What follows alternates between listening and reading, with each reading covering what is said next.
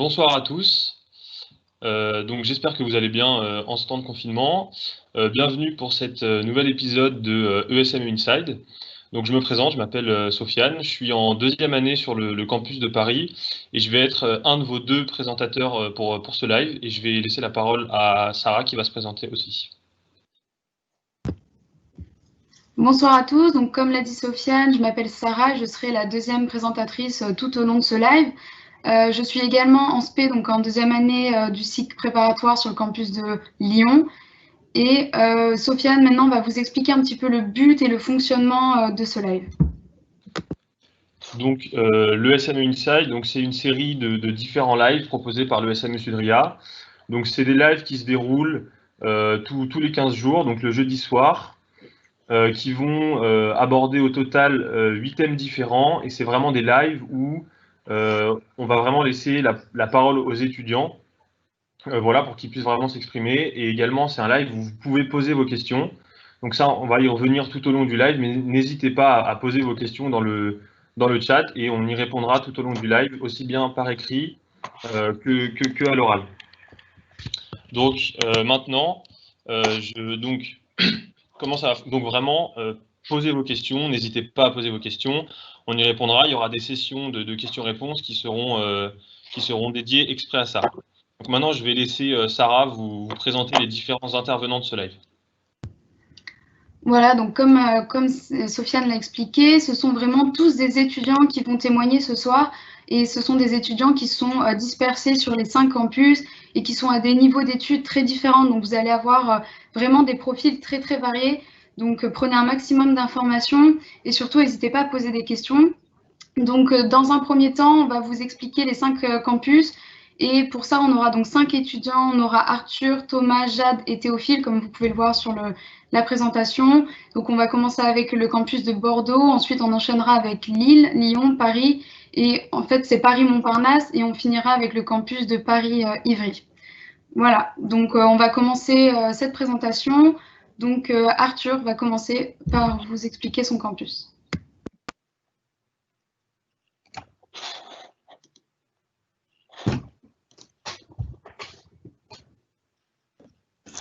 Bonjour à tous, donc je me présente, je suis Arthur Cavignac, c'est ma troisième année à l'ESME et je suis en première année du cycle ingénieur. Donc je vais vous parler du campus bordelais, ça fait 3 ans que j'y suis et pour vous dire c'est le tout nouveau campus de l'ESME, ça fait 3 ans qu'on est sur le campus Chartron.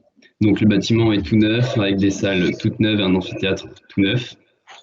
Donc nos salles sont entièrement équipées, elles sont nouvellement renouvelées et il est donc notre campus est situé au nord de Bordeaux, on est à 10 minutes du centre-ville, donc c'est parfait pour se retrouver le soir ou pour se loger. On fait partie du campus Chartron, donc sur site il y a différentes écoles, d'autres écoles, ce qui nous permet en début d'année de organiser des Olympiades qui a pu se faire l'année dernière. Et du coup, nous sommes aussi sur un campus qui est très étudiant. Donc sur site, on a aussi un Fab Lab avec des machines de dernier cri, des super imprimantes 3D, des découpeuses laser et bien d'autres machines. Ce Fab Lab est géré en partie par des étudiants, donc chapeauté par des profs, mais principalement c'est des étudiants qui s'en chargent, donc qui permet d'avoir une autonomie sur site. Et de plus, sur le campus bordelais, l'année prochaine, il y aura la coupe de la Coupe du Monde de robots, donc on appelle ça la Robo Cup. Elle a lieu à Bordeaux et ça fait plus de 2 ans qu'on s'y prépare. De plus, je fais partie du bureau des étudiants. En étant le président, je peux un peu vous en parler. On s'appelle la tribu. Pourquoi? Parce qu'on est un peu une famille. Parce que sur Bordeaux, il y a 3 promos, ce qui représente à peu près 220 élèves. Donc à peu près tout le monde se connaît, enfin voire tout le monde se connaît, ce qui nous permet de créer des vrais liens d'amitié. Et de ce fait, tous les soirs après les cours, souvent on peut se retrouver au bar, comme on est juste à côté du centre-ville, ou en faisant des activités extrascolaires comme on a pu faire cette année avec une vague artificielle ou quoi. Donc c'est vraiment super ambiance sur Bordeaux avec des super locaux. Donc je vous invite vivement à nous rejoindre sur Bordeaux. Mais bon, je vais laisser la parole à Thomas qui va vous parler un peu plus du campus de Lille. Merci beaucoup. Merci Arthur. Du coup, moi, je vais vous présenter le site de Lille. Du coup, moi, c'est Thomas Campion. Je suis en première année de cycle ingénieur. J'ai rejoint le SME avec Parcoursup directement avec la prépa intégrée. Je suis actuellement aussi président d'une asso militaire, le SME Sans Frontières.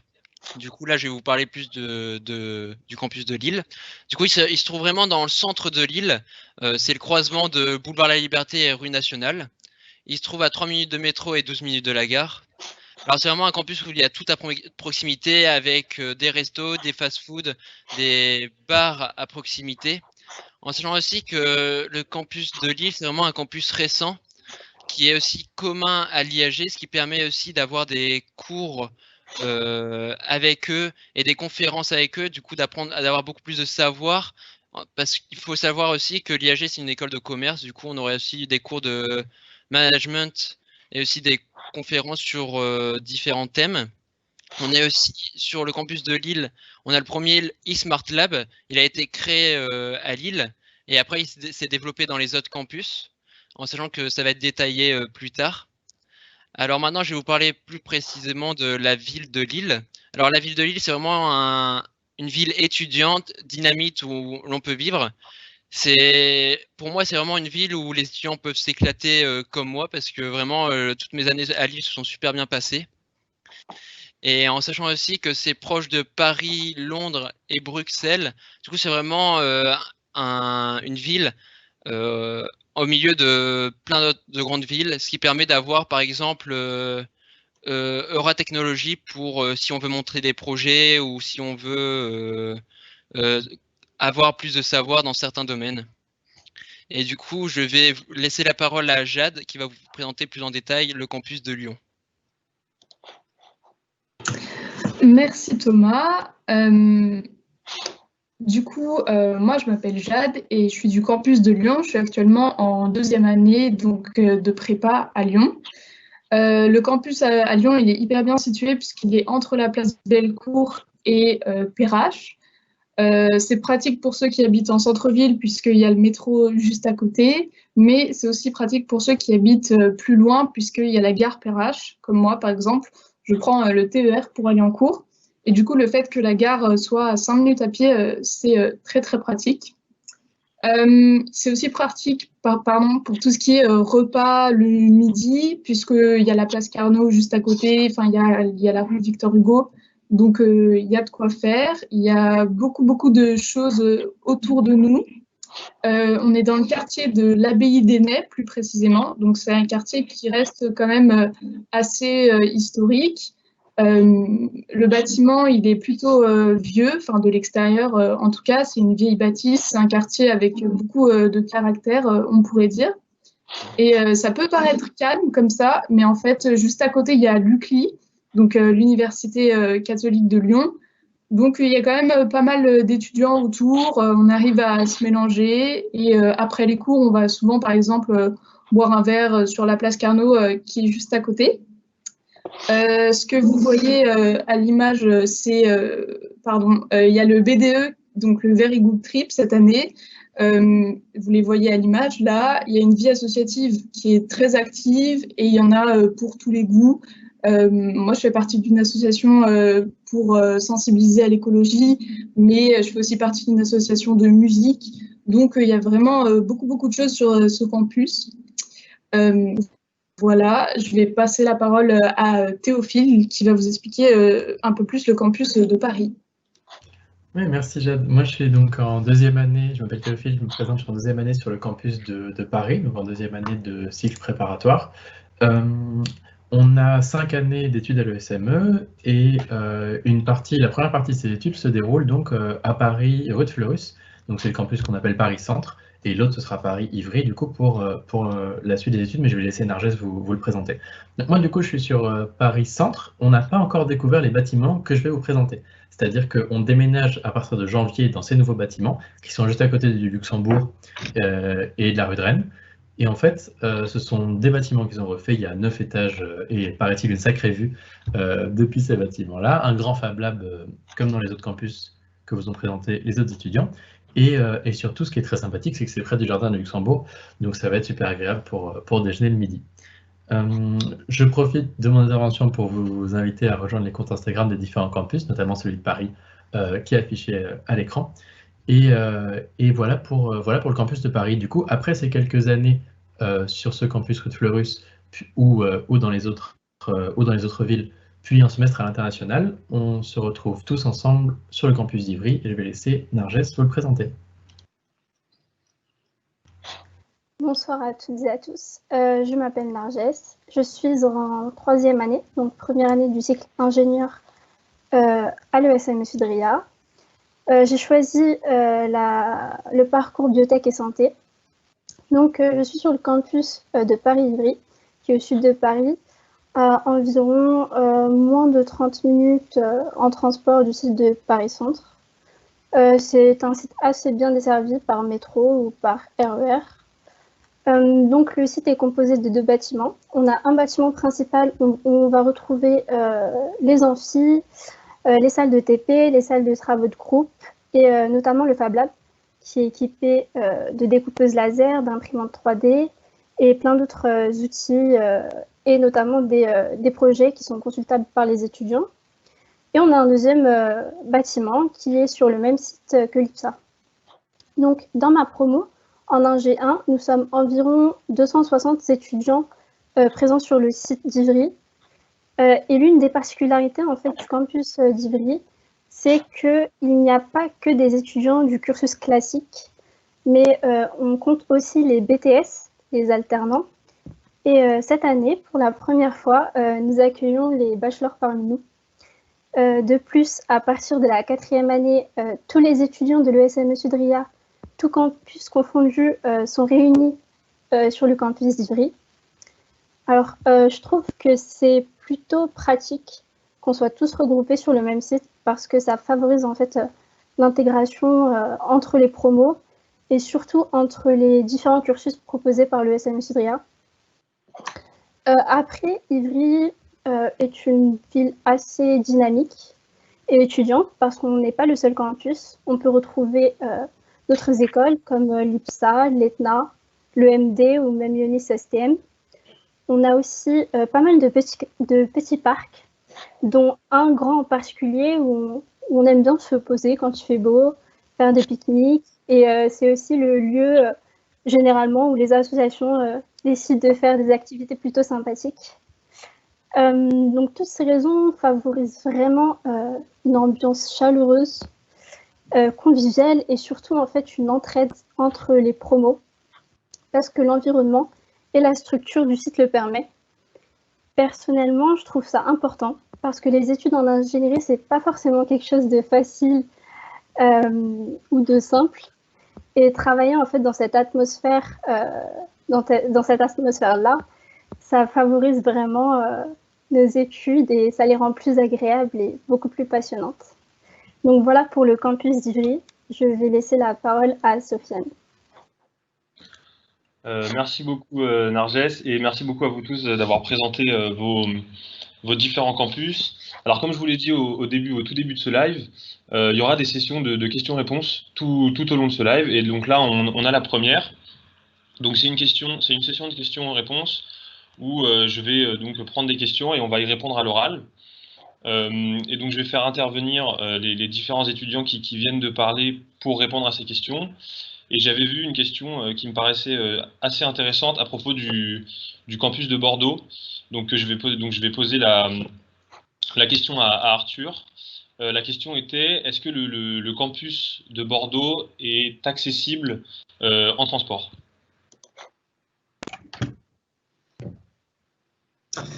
Merci Sofiane. Oui, effectivement, le campus de Bordeaux, donc à proximité de l'école, à peu près environ 2 minutes à pied, il y a un arrêt de tram qui est desservi suffisamment, enfin comme tout tram qui passe à peu près toutes les 5 minutes. Et avec ce tram, on peut être en centre-ville, donc à Quinconce, en l'espace de 10 minutes. Et après, à Quinconce, vous pouvez faire des changements et vous avez accès à tous les trams.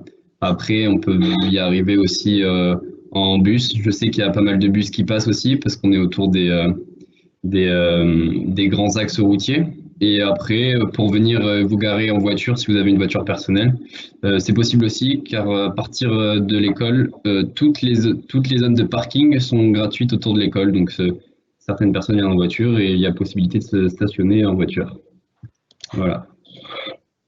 Merci beaucoup, Arthur.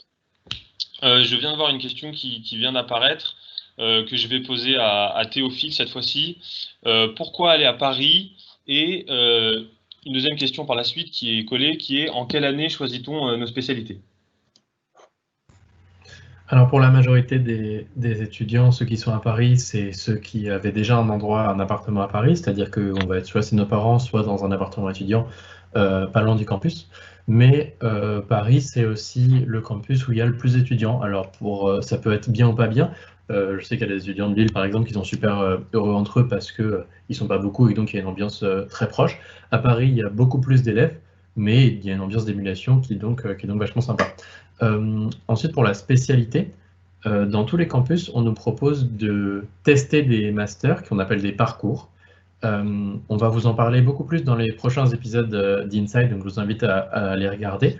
Mais pour vous le faire rapidement et répondre à la question, en fait, on peut tester semestre par semestre en première et deuxième année des options, comme par exemple biotechnologie, énergie-environnement ou alors management.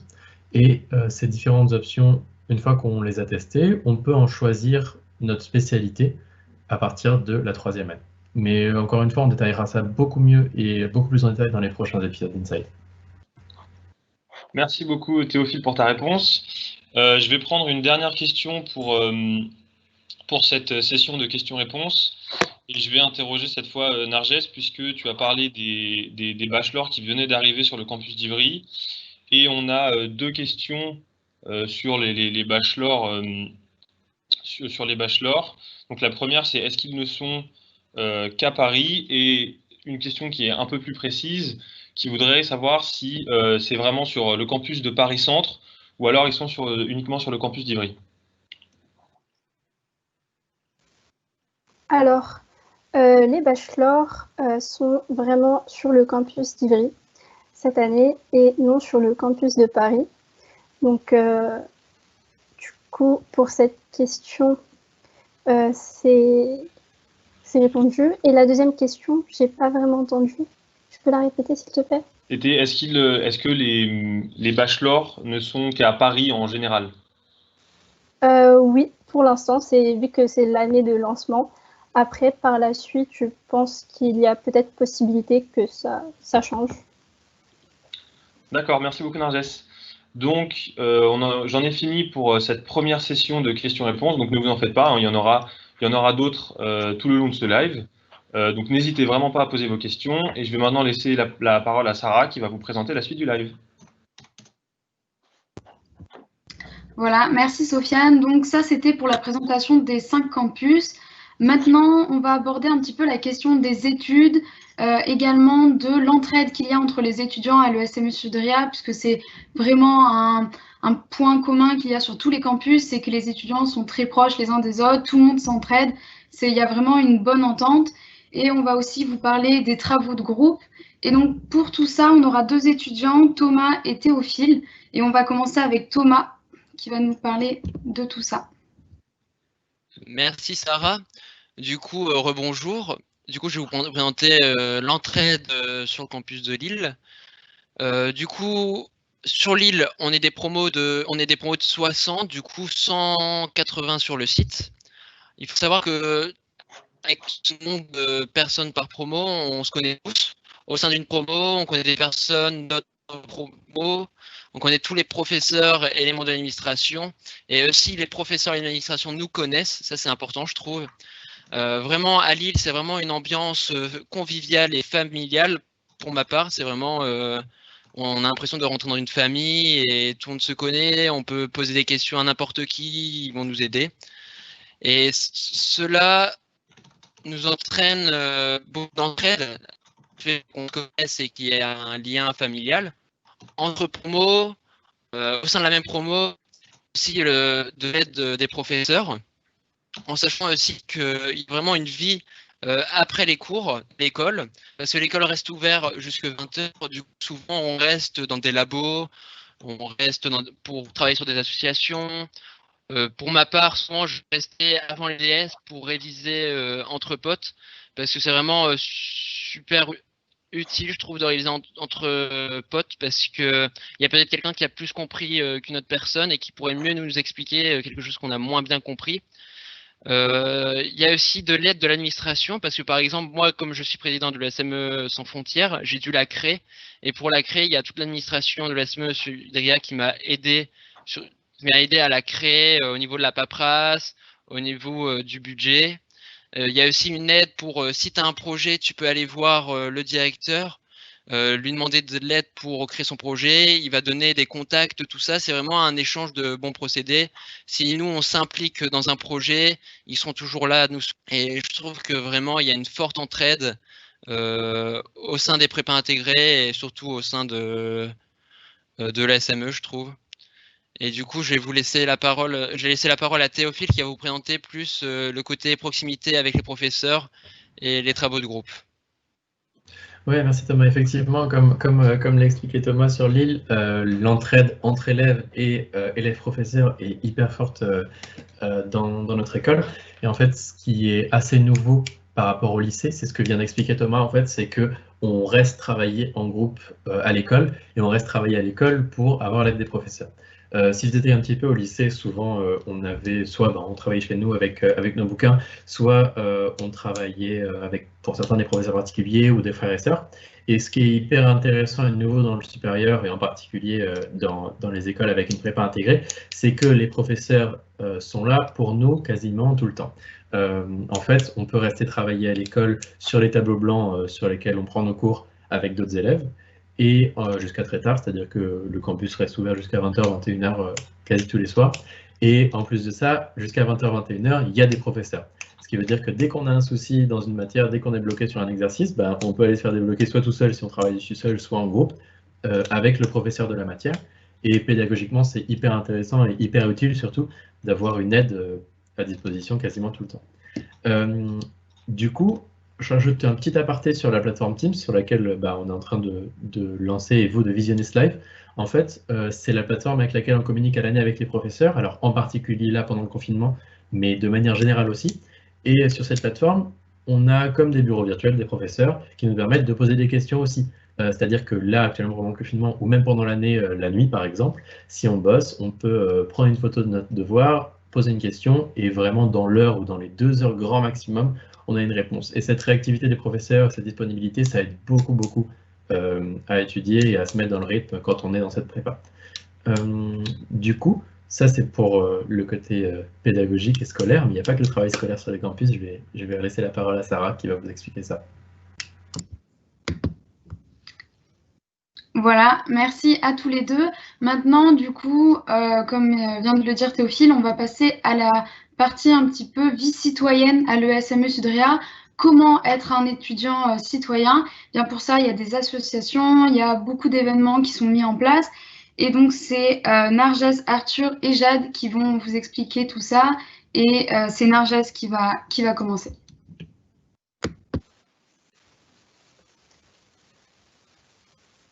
Alors, rebonsoir.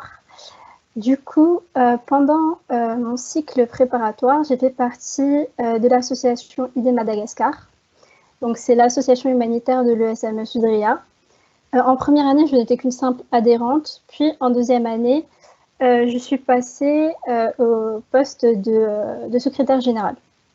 Donc, en fait, ce qui m'a plu, c'est le fait de découvrir le sens des responsabilités et pouvoir vraiment être impliquée dans des actions en fait, qui sortent du cadre scolaire. Et plus particulièrement, j'ai choisi ID Madagascar parce que personnellement, j'aime être au contact des autres, me sentir utile et surtout trouver un sens à tout ce que j'entreprends. Donc du coup, en première année, l'association a décidé d'organiser son premier don du sang en partenariat avec UNIS STM sur leur campus. On m'a donc confié les tâches de l'aménagement, l'installation, l'accueil, l'information et l'accompagnement des étudiants. Et à notre plus grande surprise, ça a été vraiment un succès, aussi bien pour nous que pour l'EFS, parce qu'on a reçu presque une centaine d'étudiants ce jour-là. Et ça m'a agréablement surprise en fait et marquée de voir que des étudiants qui, pour la plupart, n'avaient jamais donné leur sang, venaient avec plaisir et pour la bonne cause surtout, et entraîner en fait leurs amis avec eux. Du coup, c'était sympa. Et c'est là vraiment que j'ai compris et que j'ai pris conscience du pouvoir de la sensibilisation et que l'on pouvait tous, chacun être acteur et faire bouger et changer les choses. Après, il y a aussi tout un côté organisation et logistique, parce que ça a tellement été un succès que du coup, l'année d'après, donc l'année dernière, quand j'étais en deuxième année, l'EFS nous a personnellement contactés, donc c'est le site de Cabanel, dans le 15e, par la référente Madame Labruyère, qui nous a contactés pour inviter les étudiants de l'ESME au sein de leurs locaux. Et elle a été impressionnée et vraiment conquise parce que ça a encore été une réussite. Et par cet exemple, en fait, on voit vraiment qu'on n'apprend pas seulement à être de futurs ingénieurs, mais on se développe aussi personnellement et humainement en acquérant des compétences relationnelles. Et ça, c'est l'une des casquettes que doit avoir en fait un ingénieur et qu'aujourd'hui, on oublie assez souvent. Donc voilà, n'hésitez pas si vous avez des questions. Maintenant, je vais laisser la parole à Arthur de Bordeaux.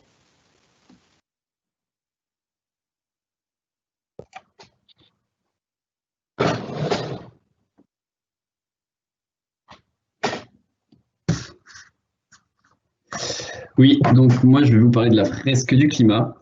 Donc l'année dernière, on a eu l'occasion avec le BDE, le bureau des étudiants du coup, à pouvoir collaborer avec une autre association de l'ESME qui s'appelle l'AIESME, donc c'est l'association des anciens élèves. Donc cette organisation, en tant que bureau des étudiants, on a pu l'organiser, accompagner les élèves tout au long de l'après-midi sur le thème du changement climatique, et nous avons pu faire la fresque du climat. Donc la fresque du climat, c'est quoi? C'est un atelier donc, qui est ludique, participatif et créatif, donc qui va parler sur le changement climatique, et c'est un atelier qui est basé sur l'intelligence collective. Donc en équipe, donc le côté qui est ludique, c'est qu'en équipe, on doit retrouver les liens de cause à effet entre les différentes composantes du changement climatique. Après, le côté qui est plus participatif, c'est que l'atelier, il est basé sur une collaboration au sein de l'équipe, parce qu'on connaît tous en quelque sorte un peu quelque chose qui est en rapport avec le changement climatique, et donc on va favoriser le dialogue au sein du groupe. Et après, il y a le parti qui est le créatif, donc c'est le fait qu'on doit apporter une touche artistique à la fin pour un peu illustrer ce que l'on vient d'apprendre. Donc nous, en tant qu'étudiants, ce qu'on a pu en apprendre, c'est que ça nous a permis de modifier nos projets après à l'intérieur de l'école. Quand on a des projets à réaliser, après, on va plus penser à notre impact environnemental et écologique en faisant le projet. Donc ça nous a permis d'innover un peu sur nos campus, car après une table ronde le soir où on a pu accueillir des personnes qui sont reconnues mondialement, nous avons opté pour un changement sur le campus et on a adopté des poubelles de tri pour trier nos déchets sur place, donc le plastique, les bouteilles, les canettes, ce qui nous a un peu permis de diminuer notre impact sur les poubelles et les déchets qu'on produit. Donc pour finir, la fresque du climat a été une occasion unique et exceptionnelle pour nous étudiants, où on a pu modifier notre vision sur le dérèglement climatique, mais aussi un rendez-vous intergénérationnel, car nous avons pu accueillir des anciens étudiants qui venaient juste de quitter l'école et des un peu plus anciens qui avaient un peu plus de 30 années de carrière devant eux. Donc nous avons pu parler aussi avec eux. Et après, nous avons pu partager un moment autour d'un pot de l'amitié où nous avons pu revoir tout ce que nous avons pu apprendre dans l'après-midi. Donc merci, et maintenant je vais passer la parole à Jade. Merci. Du coup, à Lyon, on a également fait une fresque du climat cette année. Et en fait, ça a été très bénéfique et très sympa puisqu'on l'a fait pendant la semaine d'intégration. Donc, ça a permis aux nouveaux élèves d'apprendre à connaître que ce soit les professeurs, les membres de l'administration et les élèves qui étaient déjà sur le campus. Et bien évidemment, ça a permis de sensibiliser un peu tout le monde au réchauffement climatique et aux conséquences, etc., du dérèglement climatique à l'heure actuelle. Avant ça, pardon, à Lyon, il y avait eu quelque chose de très important, en fait, qui s'appelle le séminaire sur l'innovation responsable. Et en fait, tout le monde, donc quand je dis tout le monde, c'est vraiment le SME, tout le SME, la directrice générale, les directeurs de campus, certains professeurs se sont réunis sur 3 jours pour discuter de ce que c'est que l'innovation responsable, de voilà, comment est-ce qu'on peut mettre en place concrètement des actions dans notre formation pour tendre et former des ingénieurs qui soient responsables en fait. Donc moi, j'ai pu participer à ce séminaire et j'ai trouvé ça très intéressant parce qu'il y avait également des personnes extérieures à l'école. Donc, il n'y avait pas seulement un point de vue strictement scientifique. C'était vraiment une expérience très, très enrichissante pour moi. Et suite à ce séminaire, on a décidé de créer une association qui s'appelle IDEA, Innover et développer pour l'environnement et l'avenir. Et en fait, notre but, c'est, on va dire, de faire notre part dans toute cette histoire de réchauffement climatique et d'écologie de manière générale, puisque le SME essaye de prendre, on va dire, un tournant un peu plus responsable et de former des ingénieurs dans le futur, voilà, donc des ingénieurs qui sont forcément plus sensibles à tout ce qui est de l'ordre du réchauffement climatique, etc. Et on a créé cette association pour faire notre part en tant qu'étudiants et aider, entre guillemets, hein, bien évidemment, l'école à progresser vers cette étape-là. Aujourd'hui, on est 5 dans l'association à Lyon. On est tous très motivés et on fait des petits projets pour petit à petit sensibiliser toutes les parties prenantes de l'école, en fait. Par exemple, comme à Bordeaux, au final, dans nos projets, il y a des qui sont instaurés maintenant. Donc, il faut parler du cycle de vie du produit, il faut analyser l'impact environnemental que les matériaux ont. Enfin, voilà. Donc, le but, c'est de sensibiliser tout le monde, en fait, au réchauffement climatique, au dérèglement climatique et surtout de donner les outils aux personnes pour leur permettre d'agir à leur échelle. Je vais donc laisser la parole à Sofiane pour les questions. Merci beaucoup à vous tous et merci Jade. Donc on est de retour pour une nouvelle session de questions-réponses. La première question, j'en ai vu une passer qui était assez intéressante. Je vais interroger Thomas sur ce point puisque j'ai cru l'en entendre parler. Il y a une question qui parle des associations donc, et qui demande est-ce qu'il est possible de créer une nouvelle association à l'USME. Et donc, on va savoir si tu pourrais développer un peu sur ce point-là. Alors, tout à fait, Sofiane. C'est tout à fait possible de créer une association tant qu'elle est logique et cohérente. Tu peux la créer et en plus, l'administration, je pense qu'elle sera ravie de t'aider à créer ton association. Peu importe dans quel domaine c'est. Il y a des associations de musique, d'art, d'humanitaire, BDE, sportif. Tant que tu as une idée qui peut plaire à d'autres personnes, n'hésite pas et tu pourras le créer au sein de l'école et de ton campus. Merci beaucoup.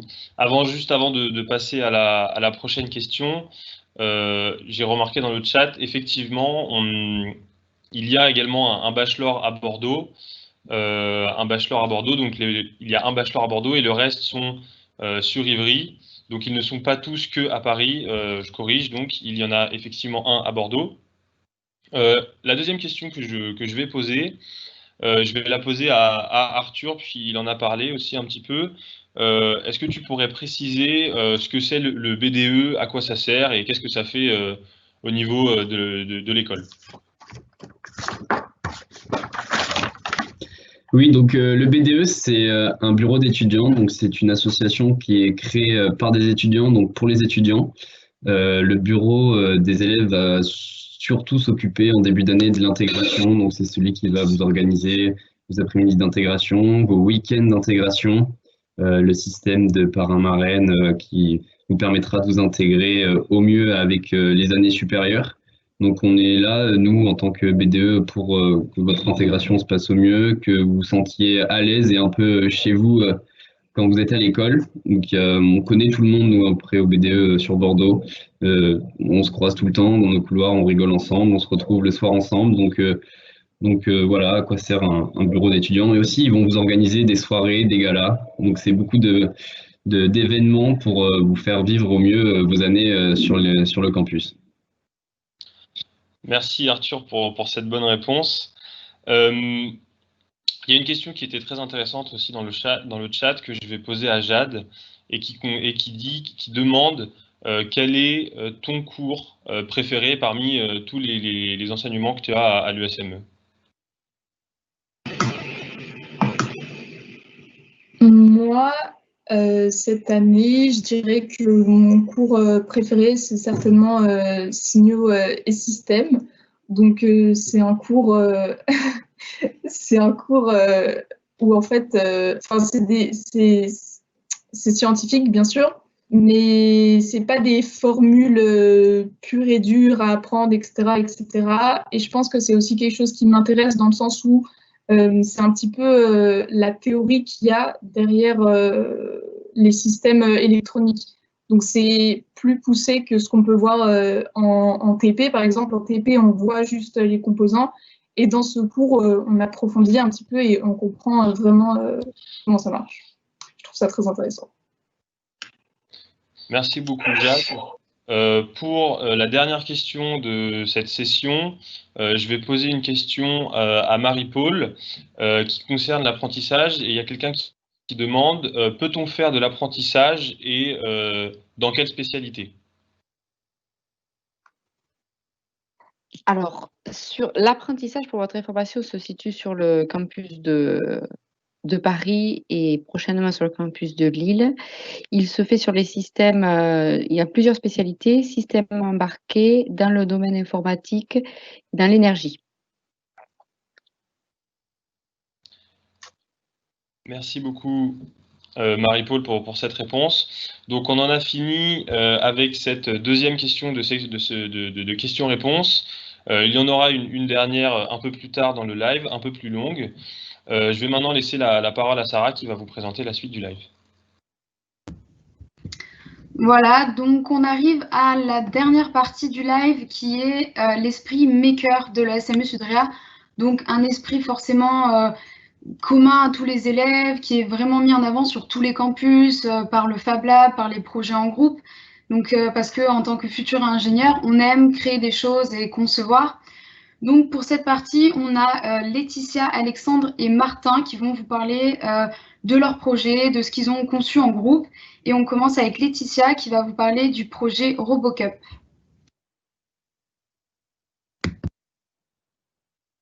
Bonjour, je vais vous parler du projet RoboCup qu'une dizaine d'élèves mènent au sein du campus de Bordeaux. Tout d'abord, la RoboCup est la plus grande compétition du monde de robotique. Elle rassemble chaque année des milliers de participants et robots regroupés dans une centaine d'équipes. Elle a été fondée en 1997 et est aujourd'hui l'un des événements technologiques les plus importants au monde en matière de recherche et d'éducation en robotique. Il existe plusieurs ligues comme des robots danseurs ou des robots d'aide domestique, mais cette année, nous souhaitons participer à la Ligue Soccer, donc c'est des robots joueurs de foot. Et on y participe grâce à une association de robotique nommée Electron Libre qui nous aide à participer justement. Et le fait marquant, c'est que cette année, c'est Bordeaux qui organise la RoboCup 2021. Donc du coup, on a un avantage sur le terrain, étant dans le campus de Bordeaux. Personnellement, j'ai toujours aimé la robotique, mais j'ai vraiment découvert ce que c'était au lycée grâce à un professeur qui avait l'objectif de participer à la RoboCup Junior. Ainsi, avec mon équipe, on a même fini champion de France. Donc cela m'a permis de remarquer que j'avais acquis beaucoup d'expérience en travail d'équipe, gestion de projet et de compétences technologiques en très peu de temps grâce à un projet appliqué et concret. Ainsi, lorsque je dû choisir une école d'ingénieur, j'ai particulièrement cherché une école permettant à ses élèves de commencer à appliquer la théorie à la pratique sur des projets dès Bac+1. Et le SME s'est démarqué des autres écoles ou prépa sur ce sujet-là. Cette année, je joue le rôle de chef de projet, justement dans ce projet RoboCup, dont le but est de concevoir une équipe de petits robots joueurs de foot autonomes. Pour cela, nous sommes répartis sur différents pôles. Le pôle mécanique, où les étudiants doivent concevoir la base mécanique du robot sur des logiciels, puis ils vont le construire eux-mêmes au Fab Lab. Donc cela permet d'utiliser toutes les machines du Fab Lab, comme les imprimantes 3D, des coupes laser. Et le campus étant petit et récent, on a facilement accès aux Fab et aux machines quand nous le souhaitons. Donc c'est assez pratique. Ensuite, il va y avoir le pôle électronique, où les étudiants vont plus s'occuper des cartes électroniques en elles-mêmes. Et le dernier pôle, ça va être évidemment l'informatique qui va se répartir soit sur de l'informatique embarquée, c'est-à-dire sur la programmation de composants électroniques, ou alors sur de l'informatique machine learning ou intelligence artificielle pour la stratégie de l'équipe. Donc, comme vous pouvez le voir, il y en a vraiment pour tous les goûts. Tout le monde peut venir dans le projet, que vous ayez des compétences ou pas. Pour tout vous dire, on a même besoin de personnes faisant du montage vidéo, de la photo, de la création et gestion de sites internet. Tout cela pour promouvoir la robotique et expliquer nos avancements sur le projet.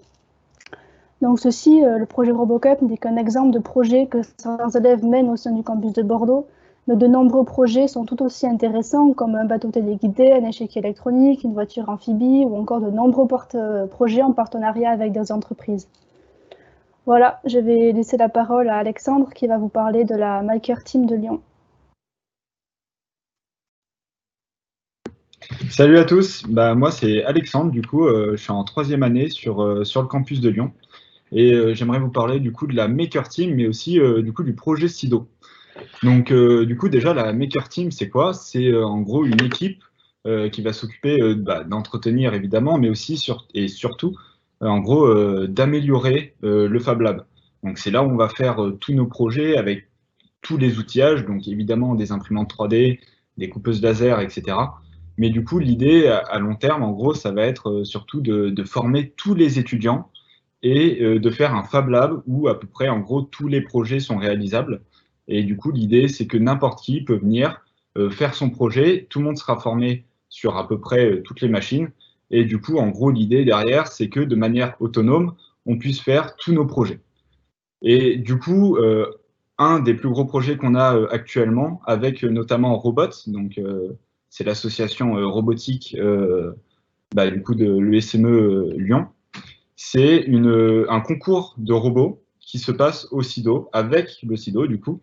Le SIDO, c'est un salon européen. C'est le plus grand salon en gros de robotique et d'objets connectés qui se passe à Lyon et notamment à Paris aussi l'année prochaine. Mais du coup, nous, l'idée, c'est d'arriver avec une map, du coup, qu'on aura construit nous-mêmes en faisant une compétition de robots avec plein d'autres écoles qui participeraient et du coup, qui s'affronteraient sur notre propre map. Du coup, l'idée, c'est que tout ça, ça va être découpé en 2 parties. Donc, la première, c'est en gros une course de robots. Donc, évidemment, le but est de faire le meilleur temps. Et du coup, sur la map, évidemment, elle ne sera pas simple. C'est-à-dire que toutes les écoles qui vont participer, ils vont devoir faire des robots qui vont pouvoir traverser tous les obstacles. Là, vous pouvez voir en haut à gauche, il y aura des obstacles, mais aussi une zone mystère, du coup. C'est une zone qu'ils ne pourront pas voir avant l'événement. Et du coup, ils devront équiper leurs robots de capteurs, etc., pour se débrouiller à l'intérieur de cette zone. Et en gros, après, on a une deuxième épreuve qui se passera du coup le 2e jour du SIDO. Et là, le but, c'est de faire un peu comme dans Mario Kart. Hein. Je pense que là, sur ce point-là, je perds personne. C'est du coup faire une bataille de ballons. Donc, on attachera 3 ballons à l'arrière de chaque robot. Et l'idée, ça sera du coup de les percer avec du coup les robots de l'adversaire, bien évidemment. Donc, hâte de vous voir sur le campus de Lyon, en tout cas. Et puis, je vais laisser la parole, du coup, à Martin sur le campus de Lille. Bonne soirée. Merci à toi, Alexandre. Alors, bonsoir à tous. Moi, je m'appelle Martin. Je suis étudiant en première année du cycle ingénieur à Lille, dans le parcours innovation. Et donc, les étudiants précédemment vous ont parlé en fait des Fab Labs. Donc en fait, les Fab Labs, donc comme vous avez pu comprendre, donc c'est un endroit où en fait on va avoir accès à du matériel, des imprimantes 3D, des découpeuses laser, on a des CNC, des fers à souder, etc. Et donc c'est un endroit en fait qui est accessible pour tous les étudiants et également en fait qui est mis à disposition des associations. Donc au sein du campus de Lille, donc on a un super Fab Lab, le plus ancien des Fab Labs, et donc il est accessible en fait à certaines associations comme Sudrianoïde, donc l'association de robotique à Lille.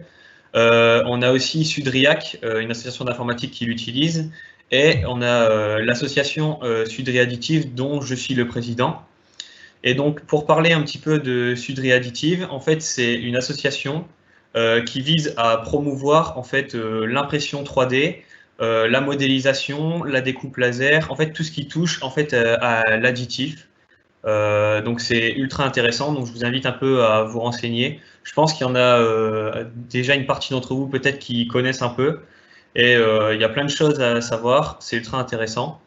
Dans ces associations, on réalise aussi énormément de projets, donc autant des projets qui sont proposés par les étudiants, mais aussi en fait des projets que l'association en fait propose sous forme en fait de petits ateliers assez sympas, donc toujours dans une bonne ambiance, on se met autour d'une table, il y a un élève qui a un peu d'expérience qui prend son PC, qui fait un cours à tout le monde, et donc le but en fait c'est de vous apprendre certaines bases dans la modélisation de l'impression 3D, tout en gardant en fait un esprit assez décontracté, convivial. On a aussi des exemples de projets, donc vous pouvez voir sûrement sur mon fond d'écran. On a réalisé des projets, on a fait un distributeur de gel hydroalcoolique pour rester un petit peu dans le thème.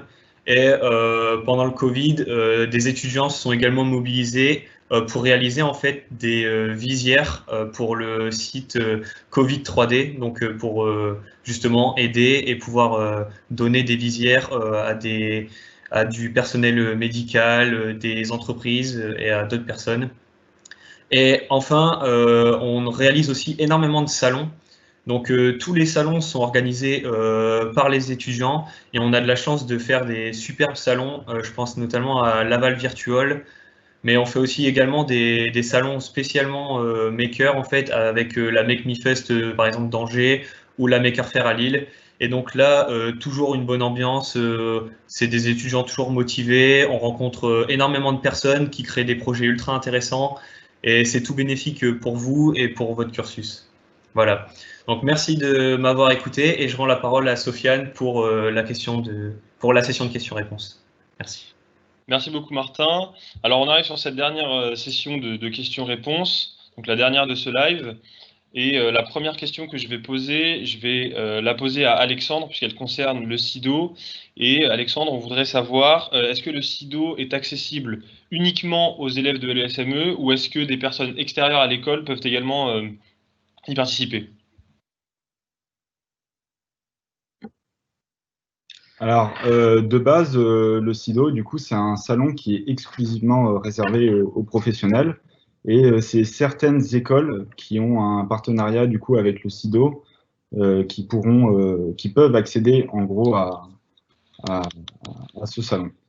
Après, concernant, du coup, l'event qu'on prépare, c'est nous qui sélectionnerons, en gros, des écoles, entre guillemets, partenaires, avec qui...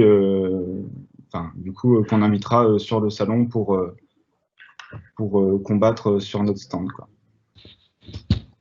Merci beaucoup Alexandre pour cette réponse. La deuxième question, je vais la poser à Narges. Narges, il y a quelqu'un qui voudrait savoir comment fonctionne le système de parrain-marraine à l'ESME.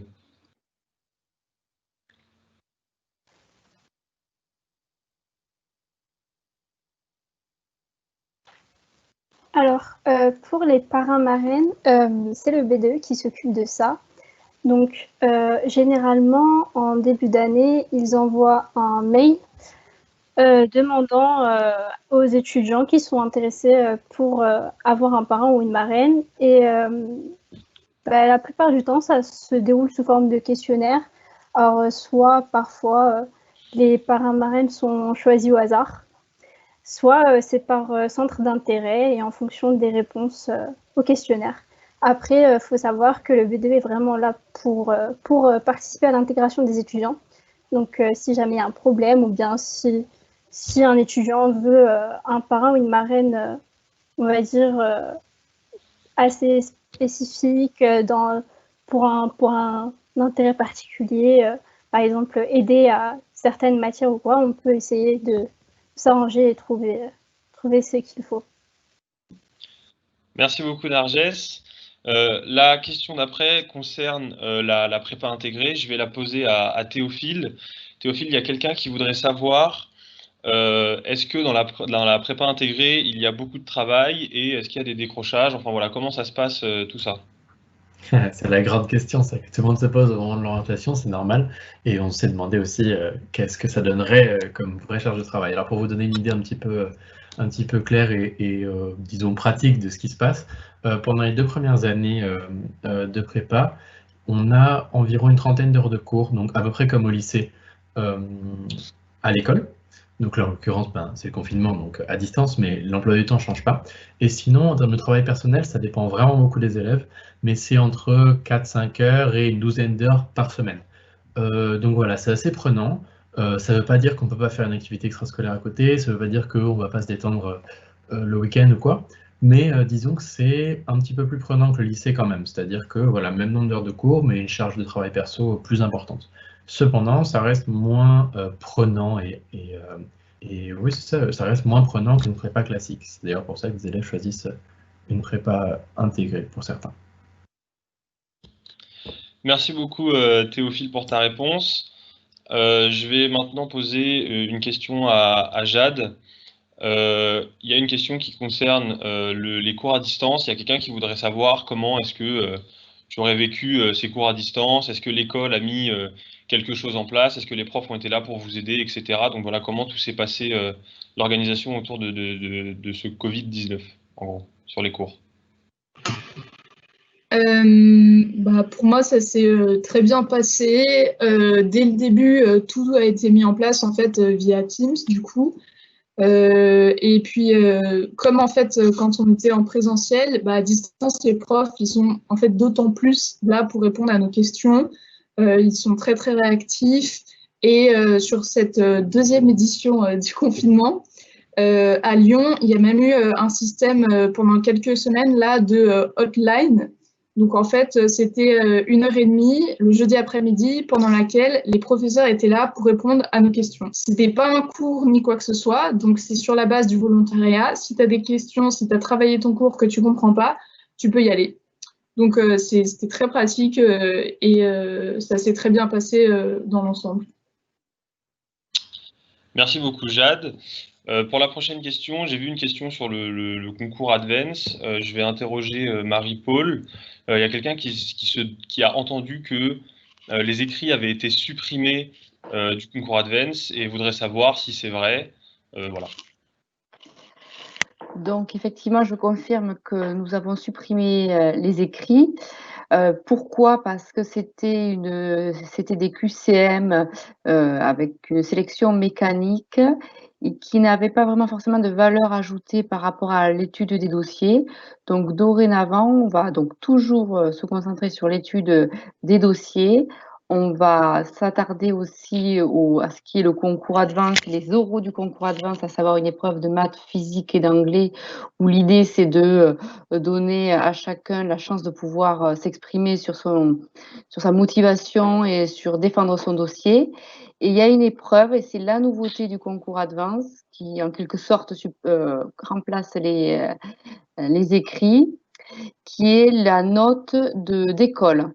C'est-à-dire qu'on va éplucher chaque dossier un par un pour comprendre qui est l'élève en face derrière le dossier, avec les appréciations des enseignants, avec l'avis du conseil du chef d'établissement, quels sont vos centres d'intérêt, quels sont vos engagements citoyens, toute la partie que vous avez à remplir dans le dossier Parcoursup. Donc, si j'ai un conseil à vous donner, c'est prendre vraiment le temps de le remplir, cette partie, parce qu'elle va être lue, elle va être analysée, elle va être notée, et et tout cela va être valorisé, et ça pourra aussi peut-être des fois compenser des dossiers un peu moyens. On sait qu'à dossier égal, la motivation fait la différence. Donc voilà toutes ces explications. Merci beaucoup. Pour la dernière question, c'est une question qui concerne les stages et je vais y répondre pour répondre à une question par moi-même. C'était une question qui voulait savoir personnellement où est-ce qu'on avait fait notre stage. Alors pour ma part, j'ai fait mon stage chez Hachette Livre. Donc pour ceux qui ne situeraient pas Hachette Livre, c'est un éditeur français qui fait notamment donc les livres scolaires, mais qui fait aussi par exemple Astérix et Obélix, comme vous connaissez tous. Donc j'ai fait mon stage au sein de Hachette Éducation, qui est une partie, un service dans Hachette, où j'ai aidé au développement, alors à mon niveau évidemment, au développement de l'application qui va être utilisée pour les lycéens et les collégiens, où il y aura les livres numériques pour cette fois-ci. Donc c'est là où j'ai effectué mon stage, mais il faut savoir que, en tout cas en première année et en deuxième année, votre stage de fin d'études, vous pouvez l'effectuer à peu près dans le domaine que vous voulez, même s'il n'a pas grand rapport avec l'ingénierie, puisqu'on est vraiment en prépa. Et c'est vraiment le but recherché est vraiment d'avoir une expérience professionnelle. Voilà, donc moi j'en ai fini avec cette dernière session de questions-réponses. Je vais laisser Sarah présenter la fin du live et moi je vous dis bonne soirée et bonne continuation. Voilà, donc c'est la fin de ce live. J'espère que ça vous aura plu et que vous avez pris un max d'infos. Mais si ce n'est pas le cas, vous inquiétez pas, il y a d'autres événements prévus comme la JPO virtuelle qui est prévue le samedi 28 novembre à 10h30 et également un autre live SME Inside, donc comme celui-ci, qui lui est prévu le jeudi 3 décembre à 19h et qui sera sur le thème plutôt des parcours. Donc on vous expliquera un petit peu les différents parcours qu'il y a à l'ESME et toutes les options qui s'offrent à vous. Et voilà, donc sur ce, bonne soirée à tous et on espère vous voir nombreux au prochain événement. Au revoir.